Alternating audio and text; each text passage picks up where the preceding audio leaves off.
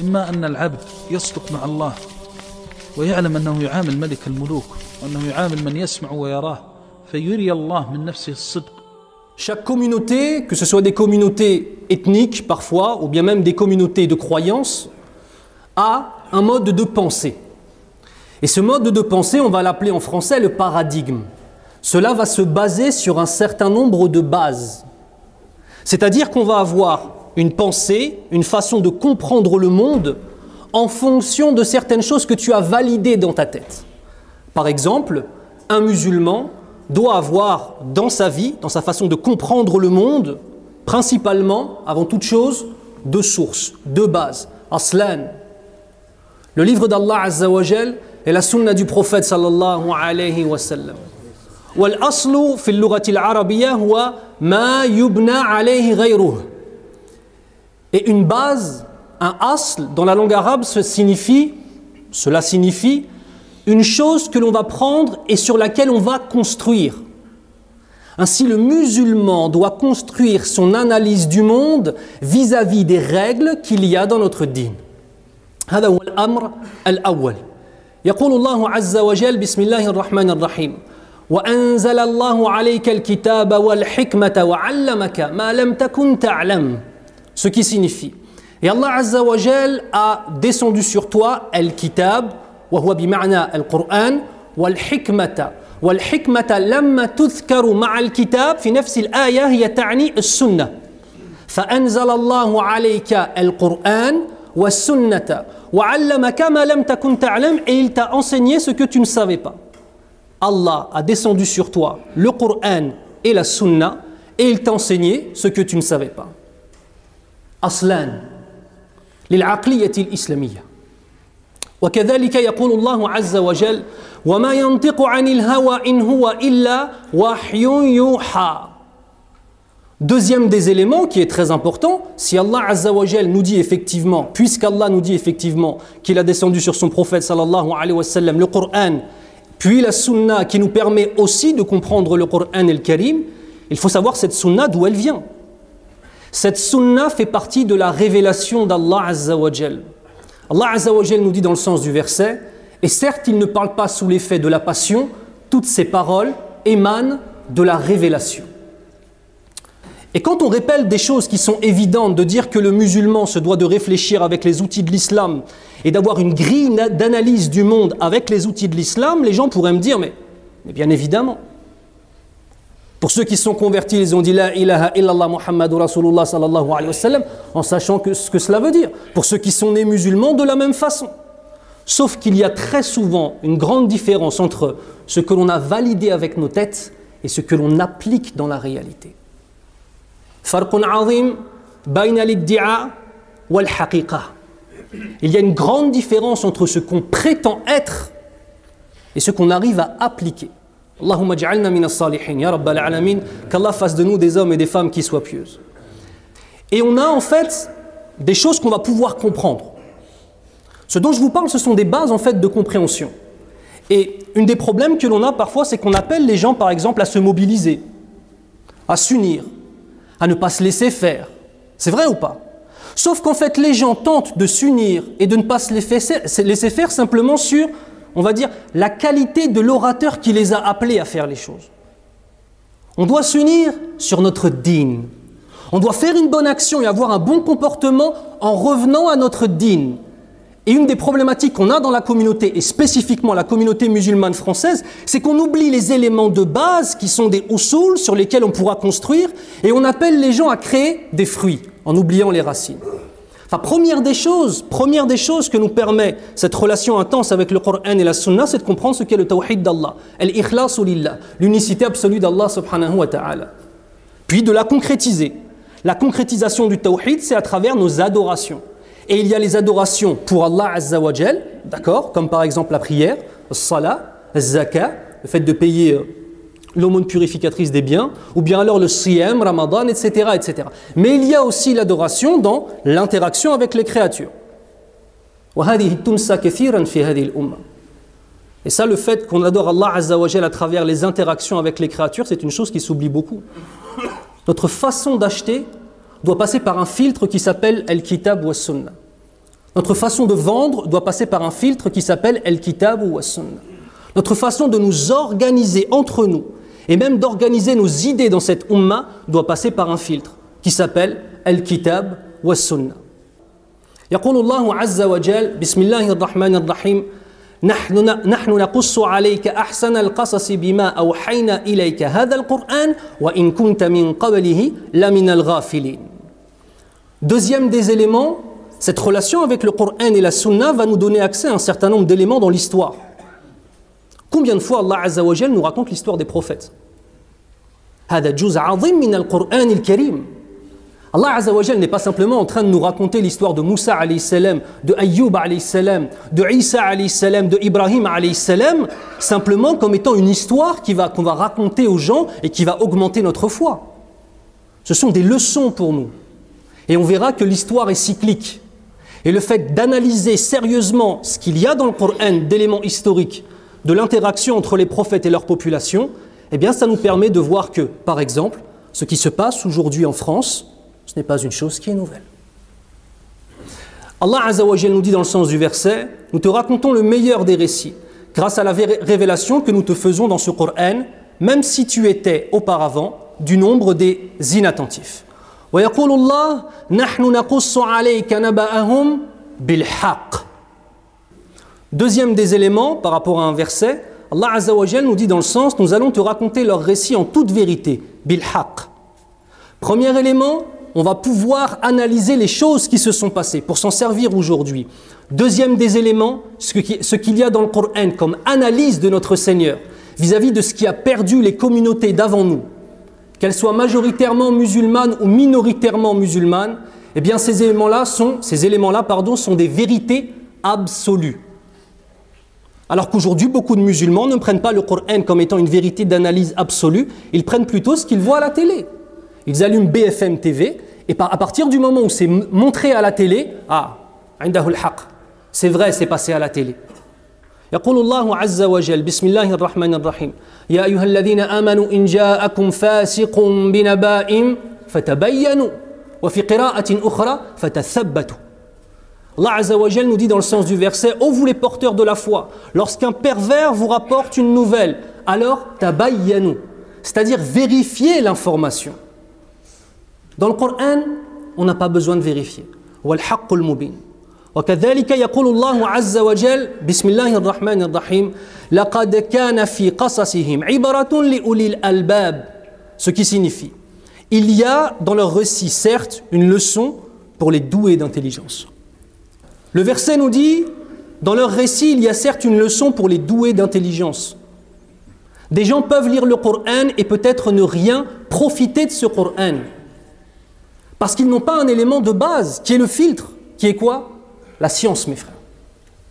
Et c'est pour ça que la Ummah de Muhammad sallallahu alayhi wa sallam, le premier verset, ala khilaf, walakin al-mashhur fi hadith Aisha radiyallahu anha, c'est que le premier des versets qui a été révélé, c'est quoi? Iqra bismi rabbika alladhi khalaq. Iqra, lis, mais aussi dans le sens tadabbar, tafakkar. Lis, réfléchis, analyse. Bismi rabbika alladhi khalaq. Au nom de ton Seigneur, par la connaissance de celui que tu appelles ton Seigneur et qui est le Khaliq, le créateur de toutes choses. Donc premier élément, ce recul avec le Kitab wa Sunnah nous permet d'avoir la compréhension de ce qu'est le Tawhid, Inch'Allah, et de bien l'appliquer bi'idni Rabbil Alamin. Deuxièmement, analyser l'histoire. On a dit 3 éléments. Premier élément, c'est quoi? C'est le fait que dans les histoires qui sont présentes dans le Coran et le Karim, il y a une vérité absolue. Et ces vérités, on doit s'en servir, et ces vérités ne pourront être atteintes que par une personne qui a de la science et qui cherche à avoir de la science. Troisième des éléments, que ce qu'on voit qui est écrit dans le Coran et le Karim, pour nous par exemple aujourd'hui, des minorités religieuses qui ont été persécutées à travers le temps, qu'on regarde comment cela s'est passé dans le Coran et le Karim, qu'on regarde ce qui est arrivé à Bani Israël, qu'on regarde ce qui est arrivé au prophète sallallahu alayhi wa sallam lorsqu'il était à la Mecque, puis ensuite lorsqu'il était à Médine, qu'on regarde et qu'on comprenne quelles sont les leçons, afin de savoir comment nous allons agir. Ça c'est important. يقول الله عز وجل بسم الله الرحمن الرحيم سنة الله في الذين خلوا من قبل ولن تجد لسنة الله تبديلا. Ce qui signifie, la sunna d'Allah Azza wa Jal. As-sunna, ça veut dire aussi al-'ada. Donc ici, nous avons dans le sens de la traduction du verset, un peu la coutume qu'Allah Azza wa Jal a mis sur cette terre, vis-à-vis de ceux qui vous ont précédés. وَلَن تَجِدَ لِسُنَّةِ اللَّهِ تَبْدِيلًا. Et tu trouveras toujours un certain nombre de règles qu'Allah a mis dans cette dunya qui se reproduisent sans cesse. Quatrième élément, une fois qu'on a vu ces choses-là, il faut avoir une stratégie, mes frères. Le musulman n'est pas simplement une personne qui subit. Le musulman, il est actif. Faire des pétitions sur Internet ou faire des posts sur Twitter vis-à-vis de tout ce qui se passe spécifiquement en ce moment, qui n'est que l'aboutissement d'un long cycle. Les briques sont mises petit à petit en place et ce n'est loin d'être fini. C'est arrivé aux communautés d'avant, nous, dans ce pays, la communauté protestante, la communauté juive, mais aussi vos grands-pères et vos grands-mères à l'époque où ils ont été colonisés. Il n'y a rien de nouveau. وَلَن تَجِدَ لِسُنَّةِ اللَّهِ تَبْدِيلًا. Regardez comment ça a fini pour la communauté juive à un certain moment de l'histoire. Regardez comment ça a fini pour la communauté protestante à un certain moment de l'histoire. Regardez comment la minorité musulmane a pu être écrasée dans le passé et voir quelles ont été les conséquences pour nous. La grille d'analyse du musulman est donc basée sur Al-Qur'an wa Sunnah, sur le livre d'Allah Azza wa Jal et la Sunna du prophète sallallahu alayhi wa sallam. بارك الله لي ولكم في القرآن الكريم ونفعني الله وإياكم بما فيه من الآية والذكر الحكيم. أقول قولي هذا واستغفر الله لي ولكم وهو الغفور الرحيم. أعوذ بالله من الشيطان الرجيم. بسم الله الرحمن الرحيم والصلاة والسلام على أشرف الأنبياء والمرسلين نبينا محمد وعلى آله وأصحابه أجمعين. أما بعد. فالتاريخ يضر. L'histoire est cyclique. Et je vais vous dire sincèrement, je me rappelle lorsque, moi je suis né dans les années 80, lorsque j'étais au collège et que nous avons étudié la Seconde Guerre mondiale et la montée du nazisme en Allemagne, la montée du fascisme en Italie, dans les années 30, après la crise de 1929 aux États-Unis, qui finalement a été une crise mondiale, ça nous rappelle aussi des choses, hein. Quand il y a des crises, il y a ensuite des persécutions. Sur une période quasiment de 8 ou 9 ans, l'antisémitisme, l'anticommunisme, mais aussi la persécution des tziganes a atteint des degrés extrêmement élevés. Mais en l'espace de combien de temps? 7, 8, 9 ans. Et la question que je m'étais posée à l'époque, j'étais jeune, j'étais petit, hein, je me suis dit, comment les gens qui, eux, n'étaient pas des ennemis, par exemple, de la communauté juive, qui n'étaient pas des antisémites, comment ont-ils pu laisser les nazis arriver au pouvoir, persécuter la communauté juive? Comment est-ce qu'ils ont pu laisser faire cela? Jusqu'au jour où on vit une chose qui commence à être similaire. Et je me suis dit la dernière fois que peut-être la réflexion que j'ai eue sur les années 30, il y aura des gens peut-être dans 20 ou 30 ans, dans les livres d'histoire de France, ils vont lire les années 2010, les années 2020, en voyant ce qui est arrivé par la suite. Allahumma ahfadna, ya Rabbal alamin, qu'Allah nous préserve. Et ils vont se dire, mais ces musulmans, mais pourquoi ils n'ont pas réagi en fait? Chacun pensant à sa petite âme, chacun ayant le sentiment que tant que ce n'est pas sa femme qui s'est fait tabasser ou poignarder, alors à ce moment-là, tout va bien. Aïna izzatul muslimin. Elle est où la force des musulmans? Et n'oublions pas une chose, les juifs dans les années 30 n'étaient que quelques centaines de milliers. Nous sommes entre 6 et 8 millions de musulmans en France. C'est énorme. C'est énorme. Mais la communauté a un certain nombre de maladies. Je vous rappelle un texte de loi, le nom d'une loi qui a été votée le 7 avril 1933. Le 7 avril 1933. S'appelle la loi pour la restauration du fonctionnariat. C'était quoi? C'était l'exclusion des juifs et de tous les fonctionnaires politiquement peu fiables de la fonction publique. 1933. Ensuite, il y a la nuit de cristal, avec un massacre de plusieurs dizaines de milliers de juifs. Il faut en fait comprendre, mes frères, sans vouloir être alarmiste, que nous sommes dans une situation extrêmement critique. Il faut le comprendre, ça. Il faut le comprendre. Je vous rappelle qu'en juin, il y a eu un attentat contre un imam qui est certainement l'imam le plus connu de France. Une personne est rentrée dans la mosquée et il lui a tiré dessus 9 fois. Il y a des femmes qui ont été poignardées, qui ont été tabassées. Mais nous, en fait, tant que ça ne touche pas notre petite sœur ou bien alors notre femme ou notre maman, on a l'impression que tout va bien. Allahumma hdina ya rabbal alamin. Et vous avez bien compris que le sujet de cette khutba est choisi en fonction de ce qui s'est passé. Encore une nouvelle chose à ajouter cette semaine vis-à-vis de certaines déclarations de racistes purs à la télévision. Sur LCI, il me semble que c'est passé. Il l'a fait, excusez-moi du terme, je reprends le terme des Algériens, il l'a fait normal. Normal, yahri. Et les musulmans, ils ont dit quoi? C'est pas bien, sur Twitter, voilà. Ah bon? C'est pas bien? Mais vous croyez que ça va faire quoi de dire c'est pas bien? Reprenons aussi un autre élément qui est extrêmement important. Les nouvelles définitions de qu'est-ce que la radicalité. Ce terme-là a été utilisé dans le passé. Et qu'est-ce que ça voulait dire au début de l'utilisation de ce lafz? Cela signifiait un radicalisé à l'époque, donc il y a quelques années, c'était une personne qui justifiait la mort d'innocents par des textes de l'islam. Il justifiait le terrorisme. C'était la définition d'un radicalisé. Puis au fur et à mesure, le mot a commencé à dériver. Aujourd'hui, le radicalisé, selon les critères que nous avons, c'est vous, c'est moi. Tu vas à la mosquée, tu es radicalisé. Tu portes la trace du soujoud, de la prosternation, tu es un radicalisé.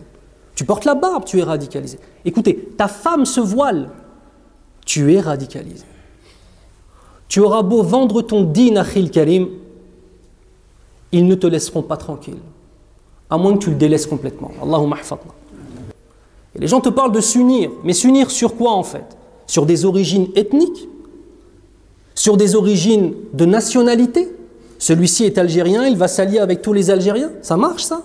Celui-ci est marocain, il va s'allier avec les autres Marocains. Celui-ci est rifi, il va s'allier avec tous les rifis. Celui-ci est shlah, celui-ci est qbaili, celui-ci est mzabi, je ne sais pas. Ça ne marche pas. Ça ne fonctionne pas. La seule chose qui peut fonctionner et qui a fonctionné dans les meilleures années des musulmans, ça a été de s'unir sur le din. Ça veut dire, mes frères, que notre responsabilité, c'est une droiture. ماذا نقول في الفاتحة؟ نقول اهدنا صراط المستقيم. On dit guide-nous dans le sens, guide-nous sur la voie droite. Cette voie droite, qu'est-ce qu'elle va nous permettre? D'être unis sur celle-ci. Alors être unis, ça ne veut pas dire être d'accord sur tout, mes frères et mes sœurs. Non, ça c'est une illusion. L'union, c'est l'union sur des choses qui sont des urgences. Traiter de l'islamophobie est une urgence.